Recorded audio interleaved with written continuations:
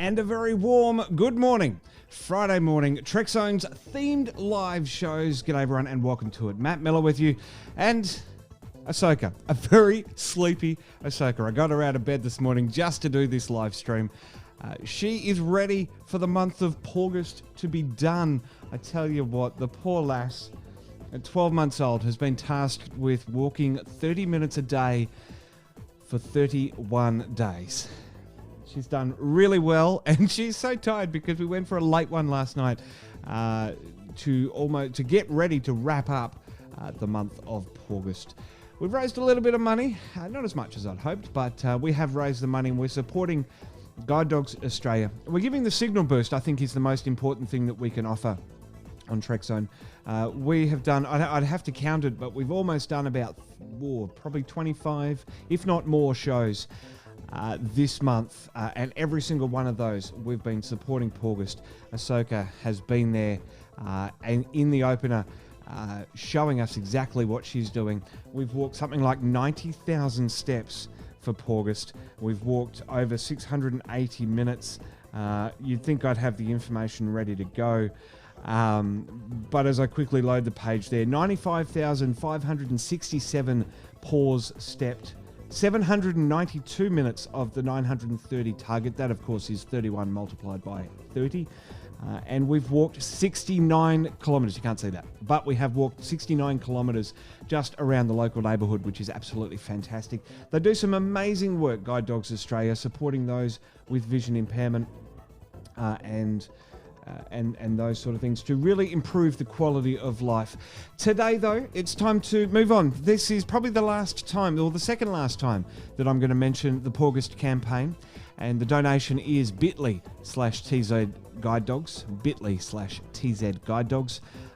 Because Monday is the 31st, and that's our last show for the month of August. Trek-zone Plays starts on Tuesday. Bit of an unusual opener there, but I really wanted to get that information out there. Let's roll the opener and get into today's show. Beaming around the world across Apple Podcasts, Spotify, Google Podcasts and YouTube, this is the 8th season of a Trek-zone Conversation. Oh dear. Let's start that again, because I really want you to see that. Beaming around the world across Apple Podcasts, Spotify, Google Podcasts and YouTube, this is the 8th season of a Trek-zone Conversation with Matt Miller. And what I was trying to do there is that I practiced everything yesterday. I thought I got everything perfectly done, but not quite. There we go. It is episode number 442. Welcome to Trekzone's themed live shows on a Friday. And no, I didn't have my phone on in the studio. I'm not paying myself a carton of beer either. Today, we're going to be taking you back, like we did last week with the very first Trekzone fan film, live action fan film. We're doing the second one. So far, the only other Star Trek live-action fan film that we've done. But there is a plan to do more. I'm hoping to do more. I really want to do some more. The biggest thing is coming down to time, budget, and this pesky coronavirus that is hanging around everyone at the moment. Are you right, Ahsoka? You okay? We do have to do our half-hour walk to continue August. We're up to about 35 minutes because we've been cheating a little bit through the month. Just things aren't timing out quite the way I thought, but we are doing that 930 minutes of walking for Guide Dogs Australia throughout the month of August. If you could help us, that would be awesome. Absolutely fantastic, maybe. bit.ly/TZ Guide Dogs. It is time, though, to stop me rambling and let's just get into it. This is our second live-action fan film. It's called Once More with Feeling, and I'll come back after the show and after the behind-the-scenes chat with Sam Cockings to tell you a little bit more about the show and what's to come next week. But stick around now because here is Once More with Feeling.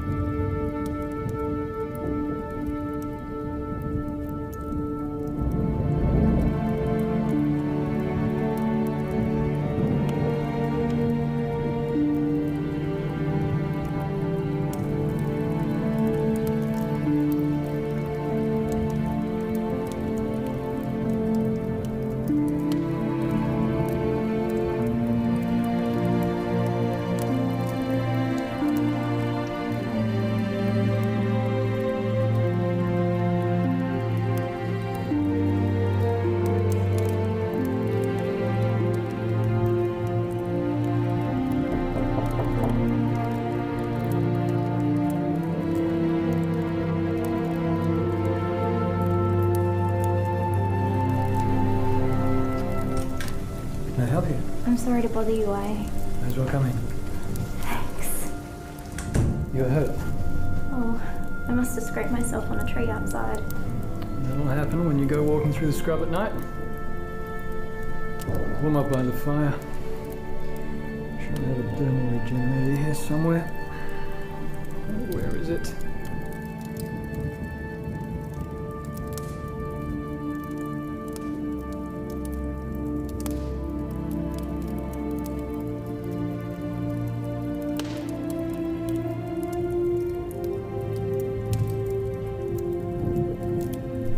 Here we are. Good as new. Thank you. Have a seat. Would you like a drink? Earl Grey tea, please. So what brings you to the middle of Australia?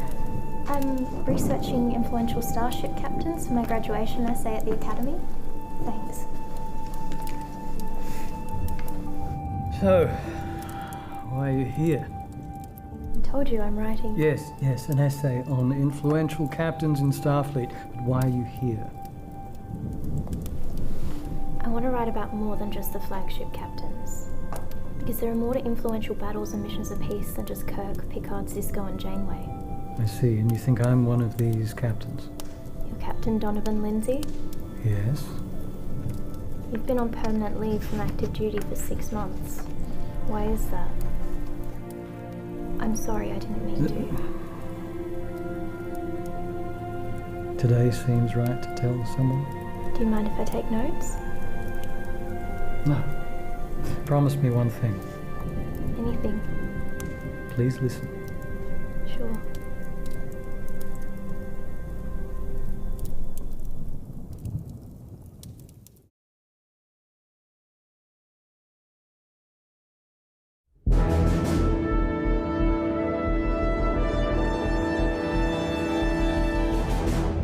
Captain's log, stardate 52375.3. The Treaty of Bajor has been signed. This war is at an end, finally. After 3 long years on the front lines, it's time for the Sydney to return home. Before we get there, though, we're investigating a coded message on a Starfleet emergency frequency.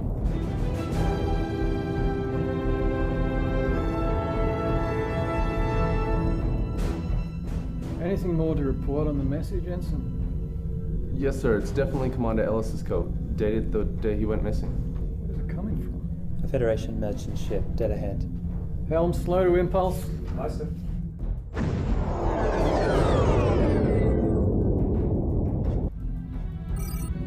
Definitely a Federation merchant ship. Isn't this an odd place for them? Well, the nearest trade route is 5 light years away, sir. There have been reports of merchant ships using this sector to avoid the Typhus expanse. Helm slow to 1/4 impulse. Don't want to get too close. Lieutenant, open a channel to that ship. Federation trading vessel, this is Captain Donovan Lindsay on the USS Sydney. Identify yourself.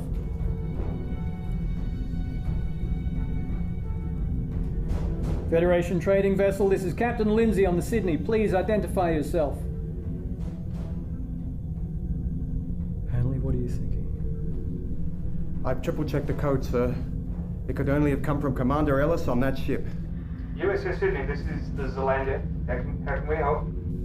We're investigating an anomalous message in this area. Please lower your shields and prepare to be boarded. Boarded? Boarded. Yes, boarded. Please proceed. Sir?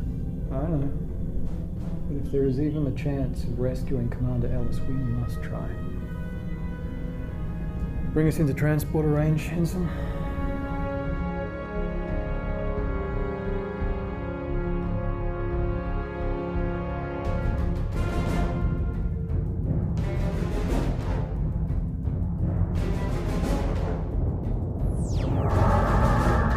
Sir? I see it. Helm hard about, give us some room to move. Battle stations. Return fire.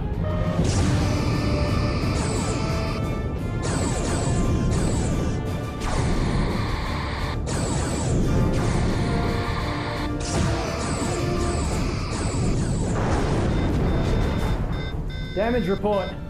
The shuttle bay's been destroyed.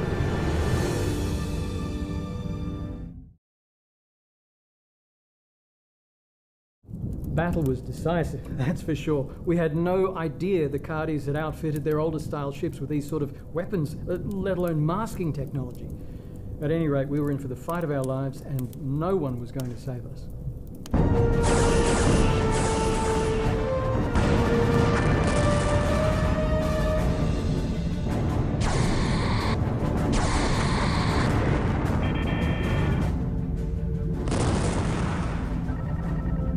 Direct hit to the starboard nacelle. We're venting plasma. Engineering, report. Engineering.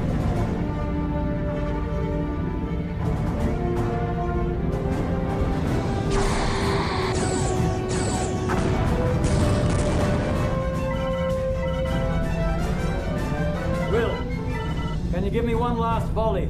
Yes, sir. Let's see if we can even the odds. Target her engines.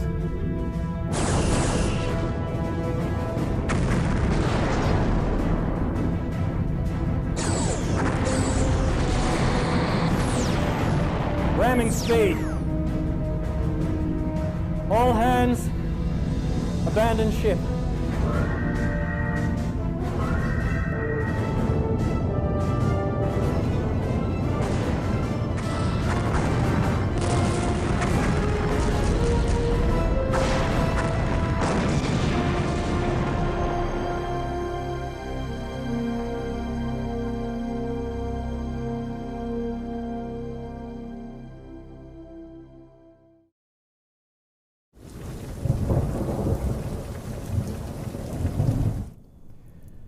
Bulkhead landed on my head when the Cardassian ship exploded. The next thing I know, I'm in an escape pod with Lieutenant Clement.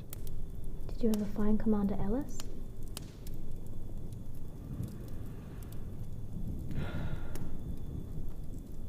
No.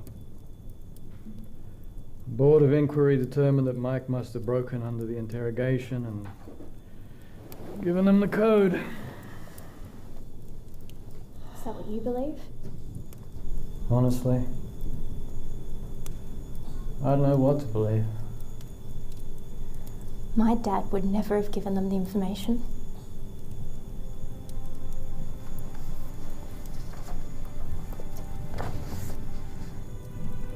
You are, aren't you?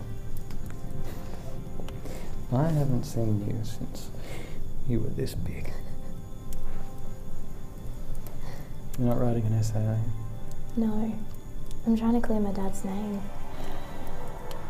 What good am I? No one listened to me 12 months ago. You always were a stick in the mud, Donovan.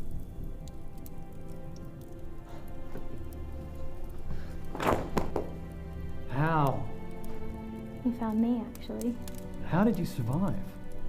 And where the bloody hell have you been for 12 months? I was never on the ship. They kept a group of us on an asteroid somewhere deep within their territory. Since we were classified KIA, no one seemed to look. About a month ago, I managed to bribe a Ferengi merchant to smuggle a message out to Starfleet.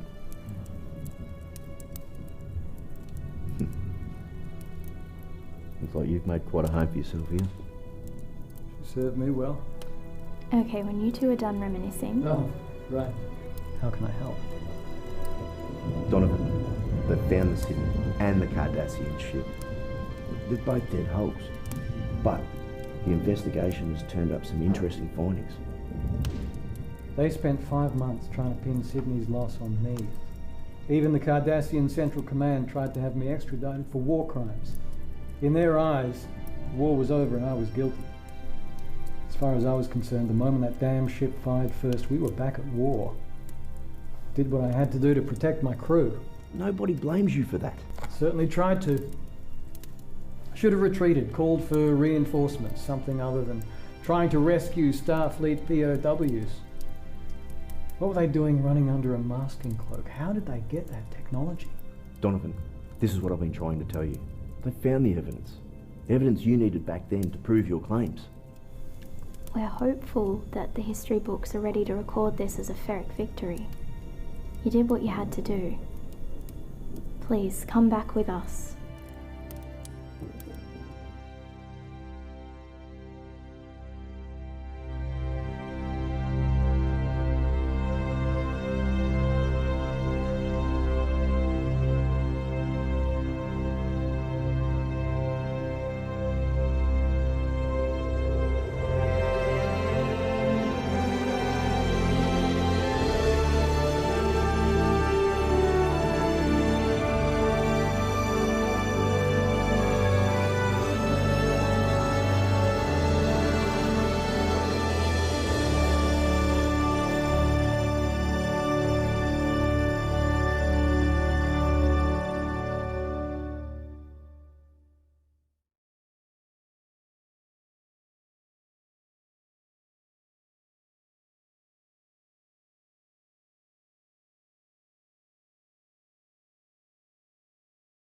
Joining me from his office in the UK is Mr. Sam Cocking. Sam, thanks so much for your time.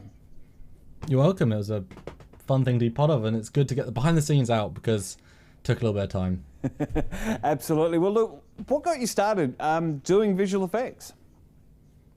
Well, my own project. I mean, you know, I think a lot of us that love Star Trek and other sci-fi, or is it just me, that we, you know, love the idea of these ships flying, and so ever since I was very young, I've always wanted to make them fly in some form, not really understanding how it was done. And then when I was doing my own fan film, Temporal Anomaly, I didn't want to rely on someone else, so I started learning. And then 5 to 6 years later, here I am, and I can do stuff. Long journey. I'm not going to make the Enterprise pun. It's been a long road getting from there to here. I was almost going to make that on the 100th episode, make that joke on the 100th episode, but I did avoid it. So look, you did create, you have created some visual effects for other fan films as well. Would you be able to give us a little bit of a rundown of your credits? Yeah, I'm kind of the, if you know me, you can get me, I guess, kind of guy. Like, I guess you know, productions could always ask me, but I sort of stick with a few guys because they have interesting projects. But I've done obviously Temporal Anomaly Convergence, which should be coming out at some point. That's my next one. That's really exciting. I've done Republic 1.0, and then you'll see the later versions with even better CGI because I've learned a lot. The Romulan War, that's my biggest project to date for sure, with a lot of shots and a lot of, I've been on that project for over a year and a bit, which says something. Wow. Doing VFX pretty much constantly. I've also done several Glenn Wolfe productions, and I've done one Voyager Continues, and then your one. There might be one other one in between, and some other little things, but nothing as big. Well, let's talk about Once More with Feeling, because it's the reason that you're here. So, what was the biggest challenge of my film? Isn't that just satisfying to say? It is. For you? It is a little bit. Yeah. Hardest thing. I don't know. It was very much sort of status quo, but I like working with directors that allow me to express myself within the shots. You know, I've worked with storyboards, and a lot of the time those things are seen in a sort of a 2D way of thinking. Even if they're trying to visualize in 3D, they can't quite, because there are limitations to how things can move in 3D, or you make the shot 10 seconds longer and you allow the keyframes to make it smooth, but you can't do that most of the time. So this was a nice one of you had your ideas, I was able to present them, and with pretty minimal tweaks, we worked together to create the final shots. And so it was more a case of an enjoyment, honestly, of creating this interesting battle that had a sense of scale, a sense of weight, because you can make these ships fly in a lot of different ways and a lot of different feels, and each ship should feel different in each era. For example, you wouldn't expect a Miranda class in the TMP era, you know, fresh off the production line, to be as maneuverable as a TNG version with 100 years of improvements, and that needs to play a part in how they feel. That said, despite that, you don't want things to feel like miniatures, because that was also too limited as well. So there's an interesting balance, but I quite enjoyed giving a sort of a dynamic movement and yet still giving these ships a sense of weight, because these are actually two pretty big ships considering their time and such. So, I mean, without going through the entire history of fan films, it's probably the first time, Once More with Feeling is probably the first time that we've seen a high-definition Cardassian ship, and probably the first Keldon class, isn't it? I think you probably hit the nail on the head there with the high definition. You know, there's been a lot of earlier fan films that did a lot of green screen and the Hidden Frontier series and such, and they probably did something. But yeah, I think this might be the first high definition in this era. And Keldon, I'm not sure. This is not technically a Keldon. It's Keldon type. It's sort of a variant because I couldn't quite get a Keldon, so I sort of kit bashed my own custom Keldon. But it's unique. It's a more easily destroyable version just for you. Because that's what you need. Well, thank you.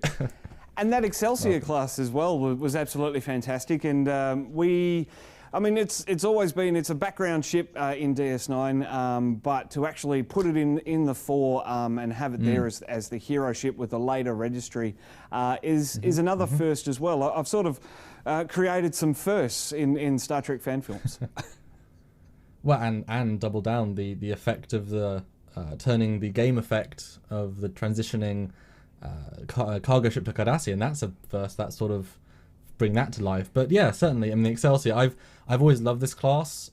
You know, it's not necessarily lightning in a bottle again, but how on earth, as a designer, do you design the next in the line of enterprises that you know is the next big Federation ship we see? That's not a Reliant, it's not a kit bash, something brand new, and it's such a tremendous design considering its requirements. But you're right, in DS9 we saw it getting blown up and in the background and never given this vibe. And so yeah, it was really fun to be able to show that the TNG version, which is slightly different. It's got those nice glowing facades, glowing warp coils, and different weapon effects and different shields, and it was nice to see for sure. And it can do more things. It should be more maneuverable. It should have. I think it got me to fire quantums with it, which I wasn't expecting. I think it was like one of the very last things. Like, no, make him quantums. I'm like, oh, you can fire quantums, get it? That's new. Well, it's a surprise, and it was an upgrade for the war. There you go. Lakota wasn't the only one that got a beef up. Yeah. Well, look, and I mean, one of the things that I hadn't met you when I'd started the pre-production on the film. If I had, I think things definitely would have been a little bit different. But I'm happy with the way it turned out. It's a behind-the-scenes proof of concept style. Did that change the way that you approach the CGI? I mean, no. I mean, I think you said to me originally, you know, do what you can, and I sort of either said to you or thought internally, you know, if I'm being commissioned from being brought on a project, I'm going to try and bring it my best because it's a reflection of me and my quality. You know, I'm never going to shortchange or do it to a lower standard because who does that benefit? You know, and while okay, you didn't do the full costumes, the full set pieces, whatever. The story was interesting. The characters, I mean, that lead chap has something tangible that hopefully you can work with him again. And the girl was fun. So you know, it's potential, and you certainly have interest in making more. You've made audio stuff in the past. It's your first big foray into video, and you know this helps give it that extra bit of polish that shows the fans that hey, Australia can make some more Star Trek. Well, Sam, there is a new project on the horizon for Trekzone. It's going to be an Enterprise era fan. Is there? Wow, you never mentioned that to me. Oh dear. And I think I've learnt my lesson in that I'm going to bring you into the start and we're going to work out exactly what can be done, and it's going to be even better. Do you reckon? Yeah. I mean, Enterprise is a fun one. Every era of Trek is so strong with possibilities. You know, even TOS, if you take a non-conventional TOS vibe, you're not another Connie with another full crew. You know, there's different ways you could do these things, and Nick Cook is great at doing little vignettes that tell other parts of other stories, and that's really great to see. And obviously Eric Henry is doing a whole different style of thing, and so the NX era is so real because it's us but with a bit of technology. You know, we haven't refined as a people, and so being able to take your locations and your actors, which are certainly, you know, good. And I know that you want to craft an interesting, different sort of story. I'm not going to say it's something radically different because then why make it Trek fan film? But something that isn't just the every week show. And so being able to craft CG that might even not necessarily be invisible, but I like making visual effects that you don't blink at. You know, they might not look movie because believe me, I can't do that sort of quality. And they might not look totally professional, and that's fine, not professional. But I want people to think, that looks like Trek I remember seeing, it feels like the Trek I remember seeing, just some more clips.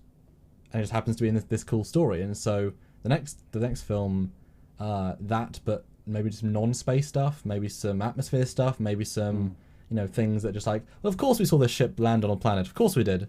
It's like, no, it's all digital, but of course we saw it. No. But you expect it, and I like those sorts of shots where it's just that bit of reality, even though it's digital. It's like with a lot of the earlier fan films when the VFX were not very good, you didn't buy it for a second. The space effects, you should just see a Connie and go, yep.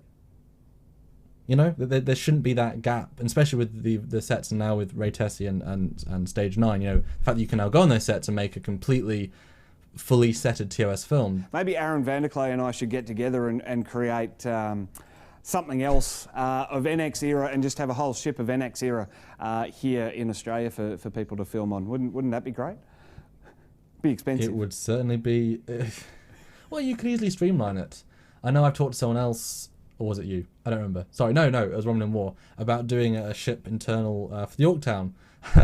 Lots of projects. The Yorktown class may be an internal set design, and what is that between NX and TOS? But Discovery is right next to TOS, and it's a culmination of several decades of different design styles they just threw out, and that's what Johnny said when he was designing them. It's just seeing what sticks, and nothing obviously does because nothing evolves past TOS. But NX era, what would one small jump ahead look like? There's Federation, there's advanced technology of the Andorians and the Vulcans, if they'll give us anything. What might that look like? And so if you're building a physical set, you could still have the silvers, but you don't necessarily need all the buttons. You could have touchscreens. I mean, I think if you take it really seriously here, but if you wanted to build a set that was kind of that one jump ahead, I think fans would still accept that, because Aaron can certainly do that vibe. But you can, every greeble is money, every extra detail is money. So imagine a sort of a simplified version. I think you could probably get away with, to be honest. Well, having said that, the brilliant thing that I've discovered with you, Sam, is that you're pretty crafty when it comes to lightwave and creating 3D environments. So I think green screens like the one behind me are going to be the way to move forward. And we should have a chat off air and get cracking on the next fan film, eh? Yeah, and I will just say, the thing about green screen is that green screen is amazing if you do it right. And one of the best ways of doing it right is just approaching it as if it wasn't even there, in a sense. Once you get a perfect lit background, like you've got a very clean background, well, you don't because you're digitally compositing it. Matt, turn it off for a second. Show them the reality. There we go. And then you slowly fade back up into the digital. So that's a good key. That's a good background. Up. Let me raise it up. Yeah, there we go. Magic. I don't know. My background. Yeah, magic. Yes, well, exactly. I'm using right. practical sets though, so. But if you, and this is how I film both Convergence and Temporal Anomaly, you record the actors, the angles that would serve this moment best, and then you build the digital environment, and then you customize the shots for the environment. Well, if you've told the story through the correct medium of the angles, then the fact that it's green screen is not important. You approach the character inside the set, not here's a green screen, here's two people talking like this, or like this. Don't approach like that way, because green screen is so freeing if you just film the scene. And the biggest takeaway that I got from Once More with Feeling, shooting on the green screen there at Cucumber, was the separation. There's a lot of green spill in a lot of our shots, and that very much is because the backlights weren't quite there. But I mean, again, I wasn't too worried about that because of the style that I was going for with the film. But of course, if you're going to actually put characters in costume and you're going to put them in these 3D environments, you got to spend that little bit of extra time and almost do some test renders on set to make sure that you're doing things right. And when you get back to the edit suite, things are good and they're not wrong, and they're not requiring a reshoot, which is more costly. And another little hint: the less people on the green screen, the easier it is to work with. So don't try and get 5 people in a big room. That will help a lot. So no, three or four. Well, you've got to have that big bridge wide master. So, but I'll talk to you about that afterwards. And you film them all individually. And you composite them in. I like it. Well, or Samuel, 2 or 3. we could keep talking for hours, and indeed we have in the past. So let's keep this discussion going for the next Trekzone fan film. But for today's episode of the Trekzone Spotlight, thanks so much. Although, yes. No. What's your favourite shot of the film? My favourite shot of the film would have to be. I think it would have to be the decloaking from the transport ship to the Cardassian. That was perfectly executed, and the brief that I gave you was I want it to look like in Star Trek Away Team, to which you replied to me and said, no. But here's something that we can do.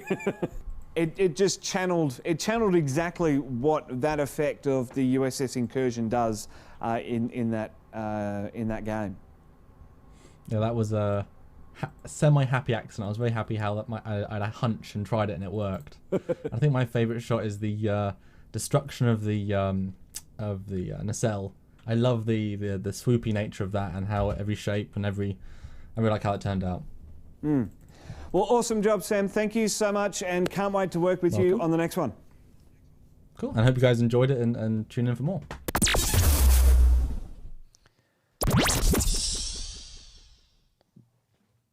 Well, there we go. Doing it live at Trekzone Themed Fridays.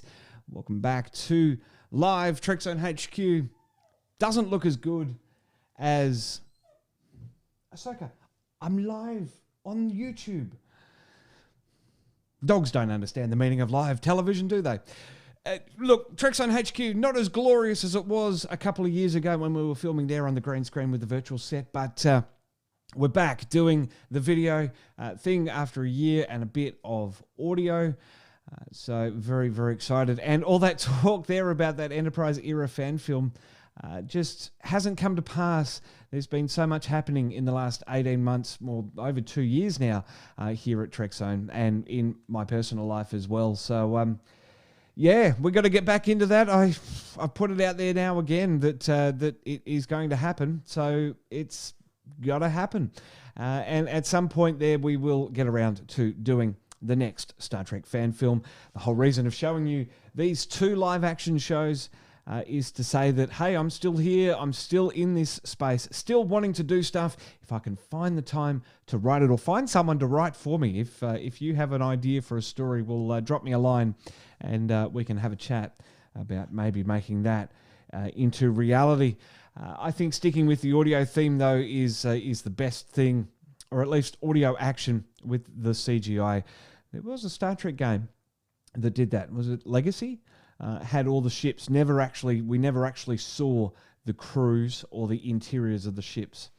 So that might be an interesting concept as well. Plenty of stuff to consider, plenty of stuff to do as well. There are so many stories to tell in the Star Trek sandbox, and we're so grateful that we are able to do that.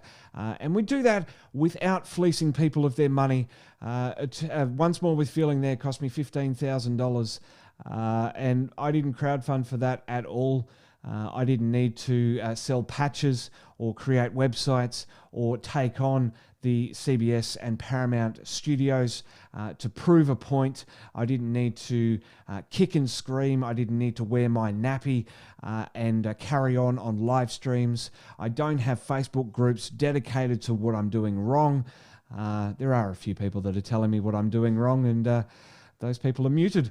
But I'm not blocking people. I'm not telling them that they're idiots. I'm not doxing them. I'm not doing anything crazy except making Star Trek fan films. That's what we're all here for, making Star Trek fan films, not carrying on for 6 years and producing nothing. Here at Trekzone, we get in, we get it done. Once More with Feeling, I think, was 3 months to turn it around, and then we waited until the anniversary of the HMAS Sydney for release. It's the way things should be done. It's the way everyone else does them. But there is one individual that seems to just want to string everyone along for as long as he can. Anyway, that is Trekzone Live for this Friday, this themed Friday. Next week, we're going to be bringing you our interviews from the back catalogue. We're going to kick it off with Deep Space Nine actors that have joined Trekzone for interviews across our 8 seasons of podcasting. Don't forget, you can like, follow, and subscribe to Trekzone. I had this button here. Is it that one? Well, that's what we're doing. Grab our apps every weekday, Monday to Friday. Monday, a Trekzone conversation. Tuesday and Thursday, Trekzone plays. Wednesday, Talking Science. And Friday, where we are now, the themed live shows. What does button number 4 give you? Oh, that's just the Talking Science version of that. We'll get rid of that. We'll bring up number 5. That's that one, not that one. That's Brad Tucker. There we go. Number 7. I'd write this down and have a playlist if I was doing this professionally. Don't forget to like, follow, and subscribe to us on Facebook, Twitter, and Instagram. Subscribe to our YouTube channel, and ring the bell to get notified when we go live or premiere episodes. Of course, give us a like if you like this video. If not, well, I guess the other button seems to work just as well. Leave a comment as well. I want to hear your thoughts on what we're doing with the themed live shows. If you want any suggestions on what we could do live, let us know. And if you want a Q&A, maybe. All things considered, and I am looking to upgrade this camera from the pretty crappy webcam, so that'll be coming in the next few episodes. Looking forward to next week, because Monday is a Trekzone conversation, and Tuesday, Trekzone Plays launches. Funnily enough, speaking about Star Trek Away Team there, that is our first season of Trekzone Plays. We're going to play through Star Trek Away Team. 100% gameplay, no commentary, just the game, and that's Tuesdays and Thursdays here on Trekzone on our YouTube channel and on Facebook Watch as well. Look out for that one. And of course, Brad is back talking science on Wednesday. Looking forward to it. It's going to be a massive week as we launch this new show. So do join me for that, starting on Monday and episode number 443. For now, though, I'm Matt Miller at Trekzone HQ. Bye for now. Beaming around the world across Apple Podcasts.